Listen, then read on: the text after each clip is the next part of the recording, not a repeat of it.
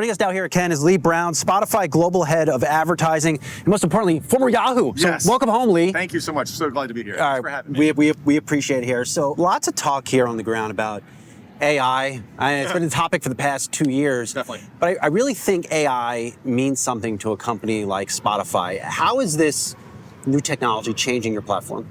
Yeah, certainly. It's not new for us. We've been leveraging it for a long time, obviously with creation of playlists, with personalization and discovery that we've had on the platform for so long that it's driven over 615 million listeners to the platform, spending on average about 2.5 hours a day. So that deep level of engagement gives us a lot of unbelievable data for us to train off of and for us to make the experience even better.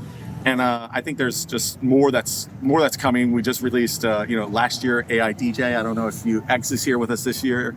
He's the voice of our AI DJ, which is something that we're really excited about, and our listeners have responded so well to.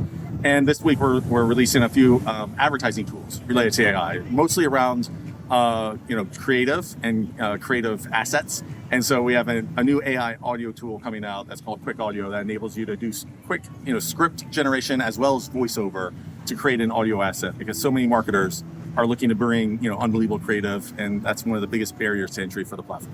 Now, a lot of people, when they think about Spotify, they think of course, of the Joe Rogan podcast, these very expensive podcasts. But how would you describe the next evolution of Spotify to someone who really that was their entry point? Oh, what a great question. 4 years ago, I think we were mostly known for a music company, and we still are. That's the heart of what we do.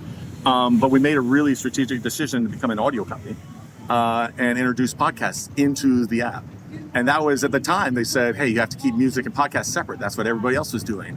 And we were sort of among the first that brought them together and really found that, what you listen to both in music as well as on podcasts can come together into a really unique experience. And just recently, we just launched audiobooks.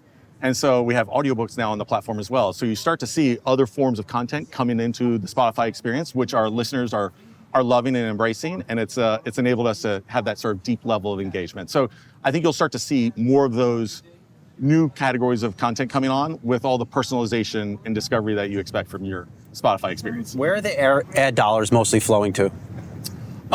Within the free tier, for sure. So we have several lines of business. Music is certainly our largest line of business, but podcasting is growing immensely fast.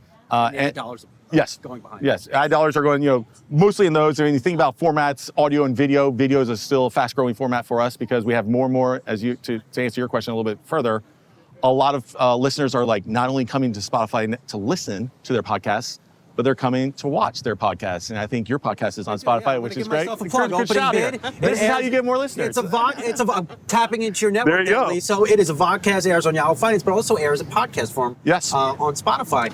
And we find that listeners want to do that dual consumption. They want to audio first if they're walking or if they're working out or if they're cooking. But if they want to see something oh, what is Brian talking about? They want to shift modes to go to the foreground. That's something that we're finding a lot of listeners are doing. Over time, competing with YouTube, do you want to be big in video like that? Well, listen, I think we will, always be audio first, and that will be sort of at the heart of what we've been doing. But I think video as an optional format or as a companion format is something that will enhance the experience or bring more value to that experience. We're sort of taking the cues from our listeners as well. And I have to ask you about the price going up in July. What does that tipping point look like that's going to be sort of a little too much for a consumer that's already a little bit stretched right now? I think the value of our bundle is something that we spend a lot of time investing in. So, we have 100 million plus tracks on the platform. We have 6 million plus podcasts on the platform, 6 million and one now. We have 350,000 audiobooks on the platform. And so if you think about the value of the bundle that we're bringing to the marketplace, I think we're very confident. Also in the numbers that we're seeing from those increases, we have a very loyal and very engaged user base. From an ad perspective, what's your biggest concern looking out over the next 12 months? Listen, I think the biggest concern over the next 12 months, really sifting through the AI landscape and what's that going to bring, especially we're here in Cannes at the Creative Conference. What's going to happen to creativity? Is it going to help creativity? Is it going to kill creativity? And there's that whole debate around, how will AI make advertising better? Better targeting, better brand safety, more relevance, better performance. How does that all play out through machines? And I'm a big advocate that I think it's going to play out in a very positive way for the advertising business. But I think there's a lot, just as we went through all the incarnations of mobile, video, direct response. I think we're about to go through one of those big sea changes within advertising, and it's exciting. Does it kill creativity? I don't think so. I think it will be a great complement. I think it enables you to scale creativity. We just launched last week Creative Lab, which is our in-house creative agency.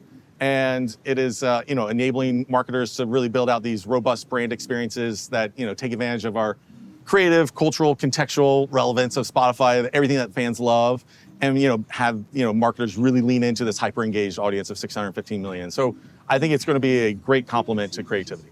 And Lee, is there anything that you think perhaps is being underrated by people about the changes ahead when it comes to the trends that you think are going to be dominating the marketing space? Yeah, great. So,